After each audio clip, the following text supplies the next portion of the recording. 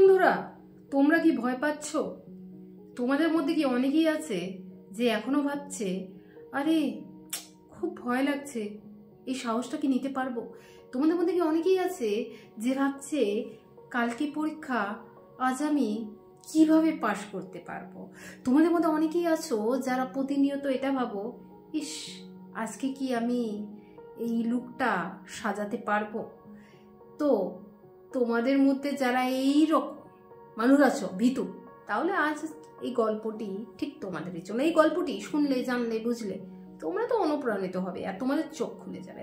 আজ থেকে তোমরা আর ভয় পাবে না, সাহস পাবে। একটি ভীতু লোকের সাহসিকতা। হ্যাঁ বন্ধুরা, আজ আমি তোমাদের যে গল্পটি নিয়ে আসছি সেই গল্পটি হলো একটি ভীতু লোকের সাহসিকতার পরিচয়। কিভাবে একটি ভীতু লোক তার সাহসিকতার পরিচয় দিয়েছে। আমাদের সমাজে এমন মানুষ আছে যারা এখনো মুখ বন্ধ করে থাকে ভয়ে। তাদের প্রতিনিয়ত ভয় হয় যে এই কথাটা বলে দিলে কি হবে।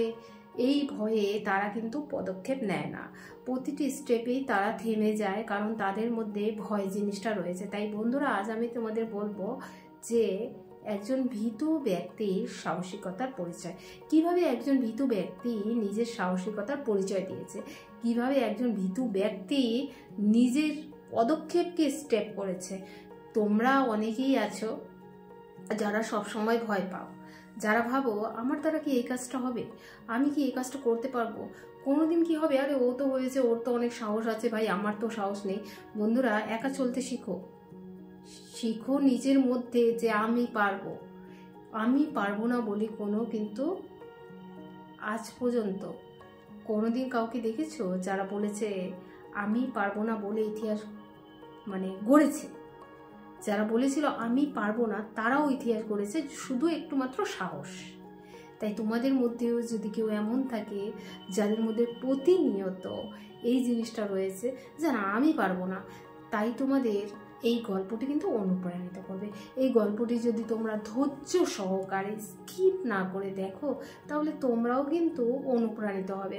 বন্ধুরা, আমাদের সমাজে এমন মানুষ আছে যারা প্রতিনিয়ত এই মানসিক যদি বলো এই প্রবলেমে ভোগে যে না আমার দ্বারা কি হবে, আমি কি পারবো, আমি কি করতে পারবো। হ্যাঁ, সে পেরেছে, তার মধ্যে তো সাহস আছে, তার ফ্যামিলিগত সাপোর্ট ছিল, সে তো আর একা চলেনি। একা চললে কি হবে, জীবনে মানুষ দরকার হয়, তাহলেই সে চলতে পারবে, না হলে হবে না। এই যে তোমাদের নেগেটিভ একটা কনসেপ্ট, এই নেগেটিভ কনসেপ্টগুলোকে সব থেকে আগে বলবো ঝেড়ে ফেলে দাও, ঝেড়ে ফেলে দাও। যদি না ফেলে থাকো, এই ভিডিওটি যদি দেখে থাকো, যেই স্ক্রল ডাউন করে এই ভিডিওটি পাবে এখন থেকে, তাহলে ঝেড়ে ফেলে দিয়ে এই ভিডিওটি দেখো। বন্ধুরা, আজ এই গল্পের মাধ্যমে আমি তোমাদের প্রতিটি স্টেপ করে বোঝাবো, যাতে তোমরাও ভীতু হলেও সাহসিকতার পরিচয় দিতে পারো। বন্ধুরা, একটি গ্রাম ছিল, গ্রামটির নাম ছিল হরিপুর। হরিপুর গ্রামে একজন কৃষক বাস করত। সেই কৃষকটি ছিল খুব ভীতু। তার ভীতু দেখে সকলেই হাসতো গ্রামবাসী। কেউ যদি তাকে বলতো এই তোর পিছনে ভূত, ও ধর ধর করে ঘরে ঢুকে যেত। এমন ভীতু একজন লোক। তো সকলেই তার কিন্তু ইয়ার্কি করতো, মজাক বানিয়েছিল যে যখন ভয় পায়, মনে রাখবে সবসময় কোনো মানুষ যদি ভয় পায় তাহলে তোমাকে সে আরও ভয় পাবে। তাই ভয় পাবে না, ভয় না পেয়ে এগিয়ে আসবে। আর এটাই সাহসিকতার পরিচয়। যখন তুমি এগিয়ে আসবে না, তোমাকে নিয়ে যারা চর্চা করছে, তোমাকে নিয়ে যারা সন্দেহ করে বা তোমাকে নিয়ে যারা কথা শোনায়, তারাও চুপ হয়ে যাবে। শুধু এই সাহসটা তোমাকে এগোতে হবে। মনে রেখো, সাহসী একমাত্র তোমার পরিচয় হবে, আর তখনই কিন্তু তুমি যুদ্ধে জিততে পারবে। তো কৃষকটি ছিল খুব ভীতু। সবাই গ্রামবাসী তাকে নিয়ে হাসি ঠাট্টা করতো। আর যখনই সে কাজে যেত, জমিতে যেত, সকলেই বলতো এই তোর পিছনে ভূত। ইভেন কি এমনও করতো, আমরা লাউ গাছ দেখেছি না, লাউ গাছের মধ্যে ধরো কোনো একটা কলসি দিয়ে ভূতের ফটো, ভূত বানিয়ে অন্যের হাত দিয়ে, তাই সে যখন কাজ করছে এরকম করে ধরতো, আর সে ওরে বাবারে বলে ঘরে ঢুকে যেত। সে কতটা ভীতু ছিল, বুঝতে পারলে তো? তাহলে জাস্ট একটা ছোট্ট একটা উদাহরণ দিলাম যে কতটা ভীতু ছিল সেই কৃষক। কিন্তু এই ভীতু করতে করতে করতে করতে করতে সে একদিন ভাবলো, আচ্ছা গ্রামবাসী আমাকে নিয়ে হাসি ঠাট্টা করে, কারণ হচ্ছে আমি খুব ভীতু। আচ্ছা, আমি যদি নিজেকে একবার বুঝি বা নিজেকে একবার জানতে চাই, যদি মনে করি গ্রামবাসী আমাকে নিয়ে কেন হাসি ঠাট্টা করছে, কেন গ্রামবাসীর জন্য আমি হাসি ঠাট্টার কারণ কি করেছি আমি যে গ্রামবাসী আমাকে নিয়ে হাসি ঠাট্টা করবে, সে এই কারণগুলোকে যদি একবার পর্যবেক্ষণ করতে স্বীকার করে, মানে পর্যবেক্ষণ করে, তাহলে কিন্তু অবশ্যই সে সাহসিকতার পরিচয় দিতে পারবে। হঠাৎ তার ব্রেনে আসলো যে কৃষক প্রতিনিয়ত মানুষ তাকে ভয় পাওয়াতো, সে খুব পরিশ্রমী ছিল, সে ভালো ফসল মানে জমিতে শস্য উৎপন্ন করতো, কারণ সে কর্মঠ ছিল। যখনই ধান আসতো ধানের দিকে গিয়ে ধান কাটতো, আর অনেক পরিশ্রম করতো, কারণ তার জীবনের লক্ষ্য ছিল আলাদা। তার জীবনের লক্ষ্য ছিল যে জীবনে আমি পয়সা রোজগার করব, টাকা রোজগার করে জীবনে আমি ভালো একটা কিছু গড়ে তুলব, যাতে আমার ভবিষ্যতে কোনো রকম অসুবিধা না হয়। সে কিন্তু এটাই ভাবত। হঠাৎ কি হলো, তার এই পদক্ষেপ দেখে বা তার এই সাহসিকতা দেখে একদিন গ্রামের লোক অবাক হয়ে গেল। কি হলো তার এই সাহসিকতাটা, আজ এই গল্পের মাধ্যমে কিন্তু আমি তোমাদের বলছি। তোমরা কিন্তু পুরো ভিডিওটিকে স্ক্রল না করে যদি তোমরা দেখো, তাহলে তোমরাও কিন্তু সাহসিকতার পরিচয় দেবে। এবং 100% চ্যালেঞ্জ দিয়ে বলছি, আজ থেকে এখন থেকে কেউ তোমাদের আর ভয় পাবে না, বরঞ্চ তারাই তোমাকে দেখে কিন্তু ভয় পাবে। বন্ধুরা, একদিন কি হলো, সেই গ্রামে দুটো লোক ঘুরতে আসলো। দুটো লোক বাইরের থেকে ছিল, বিদেশি আমরা যাদেরকে বলি, তো বিদেশি এসেছে গ্রামে ঘুরতে। গ্রামে এসে সে দেখতে পেল এই সবুজ, এই শস্যর ক্ষেত, নদী, মাছ দেখে তো বিদেশের লোক পুরো আপ্লুত, মানে আনন্দে আত্মহারা। তখন সামনে কিন্তু একটা পুকুর ছিল। ঠিক সেই সময় কৃষকটি কাজ করছিল, পুকুরে মাছ ধরছিল। তো তারা নদী দেখে আর মাছ দেখে আপ্লুত হয়ে গেল। আপ্লুত হয়ে গিয়ে তারা কিন্তু মাছ ধরতে চেষ্টা করছে। এই যে নদীতে ছোট ছোট মাছ, পুঁটি মাছ, তারা দেখে মানে হাতে করে নিচ্ছে আর বলছে, বাহ কি সুন্দর, আমাদের তো বিদেশে এগুলো এত সহজে দেখা যায় না, কি সুন্দর গ্রামের পরিবেশ, চারিদিকে সবুজ হলুদ, কি সুন্দর। তারা দেখে না আপ্লুত হয়ে গেছিল। ঠিক সেই সময়ই একজন মানে বিদেশির যে বন্ধুটা সাথে ছিল, সে হঠাৎ কথা বলতে বলতে ক্যামেরা নিয়ে এভাবে কথা বলছে ফট করে পিছলে গেল পা, তার নদীতে পা পিছলে গেল। পিছলে গিয়ে সে তো সাঁতার জানতো না, সে বিদেশে থাকতো, সে সাঁতার জানতো না, সে পিছলে গেল। বন্ধুকে বাঁচাতে জন্য আরেকজন বিদেশি যে ছিল, দুজন বিদেশি গ্রামে ঘুরতে এসেছিল, সেই আরেকজন বিদেশি বন্ধুকে বাঁচাতে গিয়ে সেও ডুবে গেল। ডুবে গিয়ে সে চিল্লাচ্ছে, বাঁচাও বাঁচাও বাঁচাও, help me help me help me.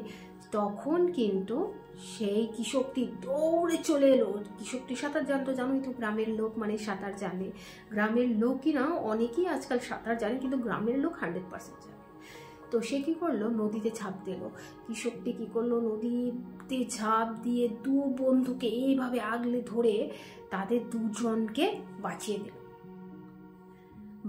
দিল। যখন তাদের দুজনকে, তারা তো ভেবেছিল আমরা শেষই, আজকে আমাদের শেষ, কারণ পুকুরের নদীর এমন স্রোত, এমন জল, তারা তো সাঁতার জানে না। সাঁতার যারা জানে না তাদের তো খুবই ভয়, তারা তো ঠিকভাবে নিজেকে বাঁচাতেও পারবে না। কারণ তো কি জানো, সাঁতার জানলে মানুষ নিজেকে বাঁচাতে পারে, আর সাঁতার না জানলে তো মানুষ নিজেকে বাঁচাতে পারবে না। তখন কি হয়েছিল, তখন সেই কৃষকটি তাদেরকে পাঁজা করে নেয়, পাঁজা করে নিয়ে নদীর জল থেকে উঠিয়ে তাদেরকে পাম্প করে জলগুলো বের করছে, মুখ থেকে জলগুলো। তারা তো ভেবেছিল শেষ জীবনটা, কারণ তারা কোনোদিনও ভাবতে পারেনি এরকম একটা দুর্ঘটনার সম্মুখীন তারা হবে। সেই নদীর গভীরে তারা মধ্যখানে মিডিলে পড়ে গেছিল, আর তখন জলের গভীরতা, স্রোত আরও বেশি ছিল।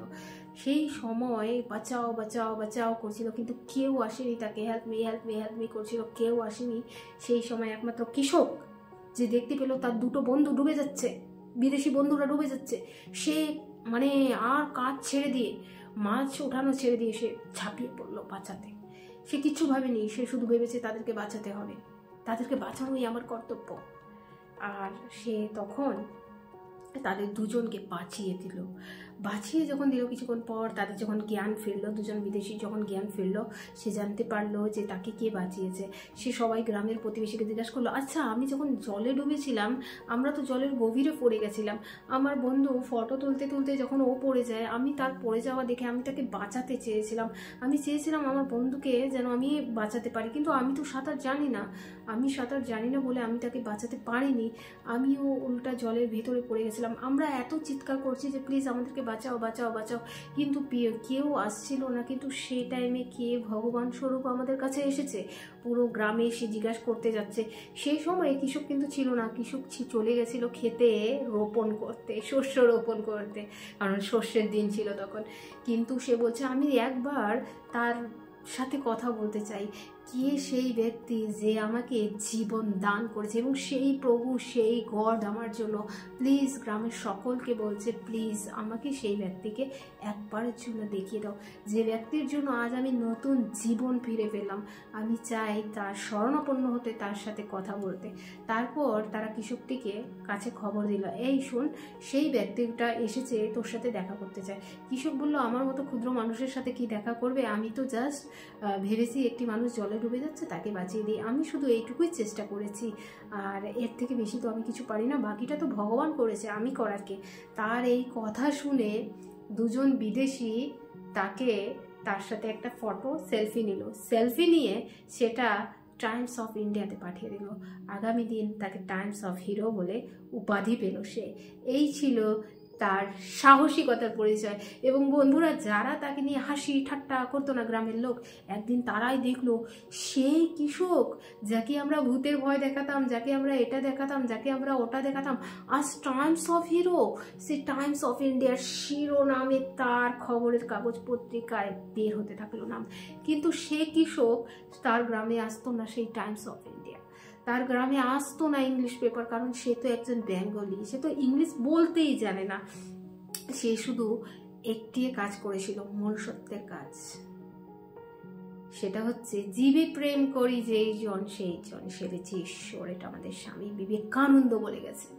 সে সেটাই দেখে ভেবেছে, না আজ আমি তাকে বাঁচানোর জন্য আমার সেই মাছ ধরাটা ছেড়ে দিই, কারণ আমার মাছ ধরার থেকে আজ মানুষের জীবন সব থেকে বড় আমার কর্তব্য।